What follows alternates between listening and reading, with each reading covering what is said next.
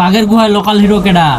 আরে তোরা যদি বাঘ হইস আমি সিংহ, তাড়াতাড়ি এই জায়গা খালি কর, 10 মিনিট সময় দিলাম তোদের। আরে ওই এই জায়গা তো আমার দখলে। আরে এই জায়গার মালিক হাজি চাচা। হাজি চাচা আমারে 10 লাখ টাকা দিছে তোদেরকে এখান থেকে তাড়ানোর জন্য। তাড়াতাড়ি এই জায়গা খালি কর। আব্বে ওই তুই আমারে চিনস, নাম আমার বাবলা, বাজাই দিব তোর তবলা।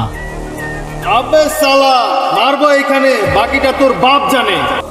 আবে শালা আমার বসকে বাপ তুলে কথা কস।